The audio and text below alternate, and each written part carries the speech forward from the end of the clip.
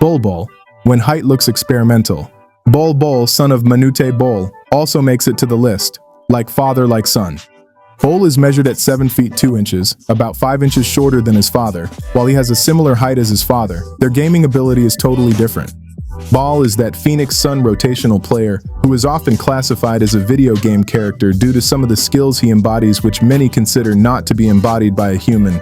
With a 7'8" wingspan, Bol is one of the 7-foot Giants players that can easily dribble a full court of players, grab a rebound effortlessly, and still finish with a solid three-pointer. He is considered as a unicorn player with impressive skills. His perimeter shooting often makes him a spectacular floor spacing threat to opponents. While Bol is quite calculative with his moves, he often sends shivers to the spine opponents as they sometimes can't phantom his next moves. Just like his father, Bol doesn't necessarily need to be in a perfect position before he gets to block shots.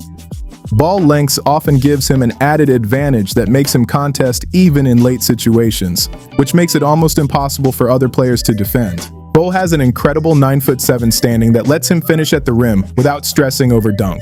Despite his height, his 220 pounds weight makes him thin for the skills and height he possesses. Bol easily gets pushed by bullish centers as he often struggles to hold his ground. While Bol has that speed agility, he is considered a perimeter defense liability as he lacks the defense IQ and quickness of modern NBA guards. Bol has also had his fair share of injury.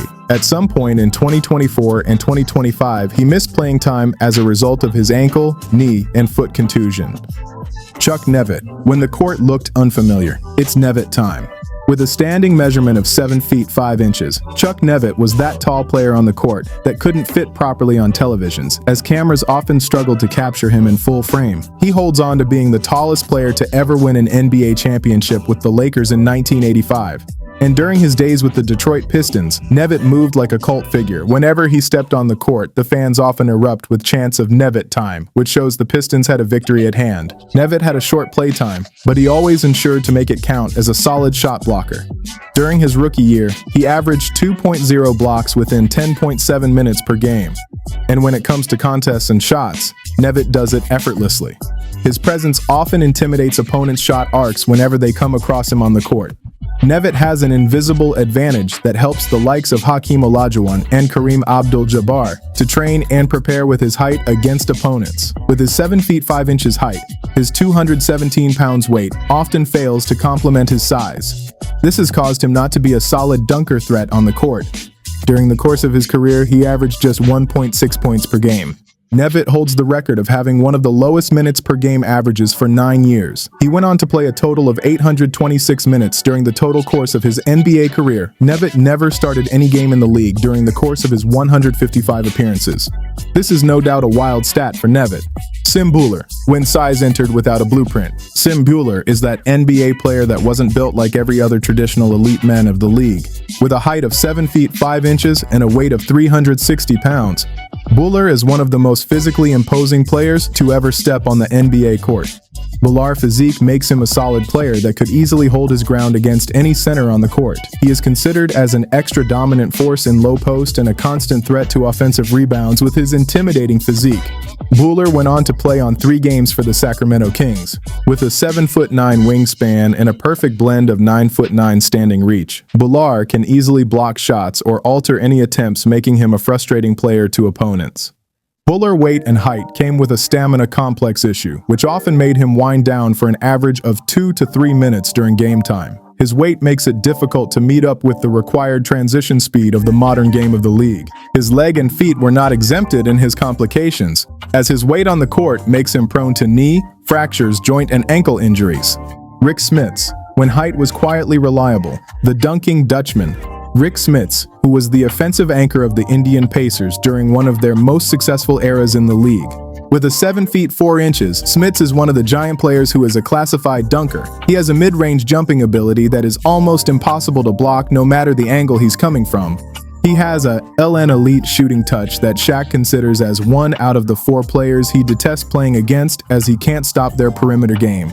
Despite not being able to consistently hit the 15 to 18 jumper, Smits often draws defenders away from the rim with a calculative move that often stretches defense and creates a clean space for his teammates to give the perfect shot. Despite his accomplishments of being an NBA All-Star in 1998, he also suffered from a complex chronic foot injury, which underwent multiple surgeries and spent most of his off-court moments soaking his feet in Ive bucket. Giant heights are usually an added advantage for rebounds on the court, but for Smits, it was not so. For Smits, he averaged 6.1 rebounds per game during the course of his career. His center of gravity is quite high, which makes it easier for shorter, stronger players to box him easily. Smits was able to play a total of 12 seasons during the course of his career, with all seasons played with the Indian Pacers. If you're enjoying this, subscribe and drop a like. Thanks. Artis Gilmore. When height was anchored by strength. Artis Gilmore, also known as the A-Train, is that strongest player in the era between Shaquille O'Neal and Wilt Chamberlain. Measured at over 7 feet 2 inches, Gilmore's career embraced both ABA and the NBA, where he stood out as one of the most efficient, imposing centers to play on the court. Gilmore holds the record of the highest career field goal percentage in the history of the NBA. With a 599, Gilmore didn't just dunk, he ensured he always utilized his soft left hand that is almost impossible to contest with because of his strength and height. Gilmore weighed between 240 and 300 pounds. He was no doubt durable on the court, and went on to play a total of 670 consecutive games across ABA and NBA games. His quick feet and arm complement his height, which made him an elite rim protector. Gilmore averaged 2.4 blocks per game during the course of his professional career. During the course of his 17 professional seasons, Gilmore earned himself 11-time All-Star honors and a 4-time rebounding ABA champion. Wilt Chamberlain, when height felt mythical. Wilt Chamberlain is often classified as one of the greatest athletes in the history of the NBA. With a height measured at 7 feet 1 inch and a weight spanning between 250 and 310 pounds, his physique often changed games. Wilt was a solid world-class track and field athlete who also balanced his jumping ability to own his space on the court. Wilt was noted to run an average of 10.9 seconds on a 10-yard dash and a 49.0 second on a 440-yard dash, which often makes him outrun an entire team in transition. This was no doubt an ability many 7-foot players cannot brace themselves to. His strength is unparalleled to anyone in the league. This agility makes him maintain a solid deep post position against defenders, which led to the famous 100-point game, and when he averaged 50.4 points per game in a season. Wilt's athleticism and height made the NBA change their rules. Offensive goaltending was banned, the lane was widened, and free throw rules were changed. Despite being strong, his height made him a soft target to shorter and stockier defenders, who would often get under him in order to get him out of rebounding position on the court. Wilt went on to play a total of 45.8 minutes per game over his course of career. The massive workload he embodied in 1969 went on to cause a major knee injury in the same year that led to his final moment in the league. Zydrunas Ilgauskas, when height became precision. Big Z stood solid as a 7 feet 3 inches player, weighed roughly 260 pounds. Big Z's career is notable for reinvention in the history of the NBA. He possesses a notable skill and physique that was way ahead of his time. He had the best mid-range jump for any giant during his era. His career was a notable 78% free throw shooter that could conveniently knock out 18 to 20-foot jumpers, which often frustrates opponents whenever they sight him around the paint and settle for him around the perimeter. Big Z was also an elite rim protector through solid positioning. He is Cavaliers' all-time leader in blocks with a total of 1,269 blocks. Between 1996 and 2001, Big Z underwent 5-foot surgeries, which made him miss the entire 1996 to 1997 season and 1999 to 2000 seasons as a result of broken bones in his feet. Big Z had a tough time with transition speed, and he was left out during the late 2000s as the league adjusted fully to a speed-up in transition. Despite his challenges, Big Z went on to win 2-time NBA All-Stars in 2003 and 2005. He retired fully in 2014 with Cleveland. Hasheem Thabeet, the wall that couldn't move, measured at 7 feet 3 inches and weighed at 263 pounds with a 7'6" wingspan. Thabeet was coined a one-man zone defense. He was nearly unguardable in college, making the paint his no-fly zone and earning him the number 2 overall selection in the 2009 draft. For a minute, the league thought it had found the answers to its prayers. A man so tall and wide that he didn't even need to be that athletic because his very presence cast a shadow over the rim. However, the harsh realities of the league eventually set in for Thabeet. While his size was a gift when it came to shot blocking, it worked against him when it came to mobility. He looked as if he was windmilling his arms to keep up with the league's fast break. At 263 pounds, he was relatively top-heavy, which meant that pesky little veteran big men could get him out of position before he even knew what hit him. Averaging only 2.2 points and 0.8 blocks for his career, he bounced around the league as a situational big man, never quite living up to the potential of the big man the Memphis Grizzlies thought they were getting. Despite his shortcomings in the NBA, he's still getting it done overseas though. Luke Kornet, the gravity-defying giant. During the pace and space era, 7 feet 2 inches eclipse. Luke Kornet is a giant of the modern game.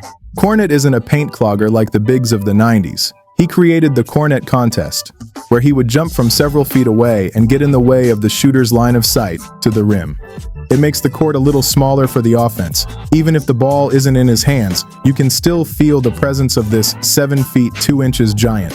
As a stretch 5, Kornet was drafted for his shooting stroke, which is uncharacteristically soft for someone his size. No doubt, with great height comes great struggle moving laterally. In a switch-heavy league, he's often left alone to deal with the elite guards trying to shake him with his large reach. He comes in at 250 pounds, which is mobile enough to keep him in the rotation, but still has to endure the punishment of the 82-game season. Whether he's throwing down a fundamental dunk or trying to contest a three-pointer from the restricted area, Kornet is an essential part of the Boston Celtics' depth. He's the giant who adjusted to the pace and space era. Instead of slowing the game down with his size, he messes with the vision of those who want to speed it up. Edy Tavares, the Cape Verdean fortress, standing 7 feet 3 inches and entering the league with a 7'9" wingspan that seemed to stretch from sideline to sideline. Edy Tavares is a towering giant. Originally found in Cape Verde working at a convenience store, his path to the NBA seemed like a Hollywood tale. And playing for the Hawks and Cavaliers during his time in the league, Tavares had moments of looking like a generational rim protector. However, the NBA's shift to smaller and quicker lineups put him in a tough spot. His massive 265-pound weight made him an immovable force in a half-court setting, but a heavy-footed liability when the game transitioned into a track meet. Like most men his size, it was nearly impossible to simultaneously guard the three-point line and the paint, which limited his playing time. Tavares did not let the fast-paced nature of the NBA prevent him from becoming one of the more feared men in basketball. He took his talents overseas to Real Madrid of the EuroLeague, where he became the most dominant force in the league, earning the reputation as the best defender in Europe, earning multiple EuroLeague Defensive Player of the Year awards. And these are every outrageous height ever seen on the NBA court. Lovers of NBA, there you have it. Let me know in the comment section which of these players made the NBA fun to watch. I'll be in the comment. Don't forget to like and share this video.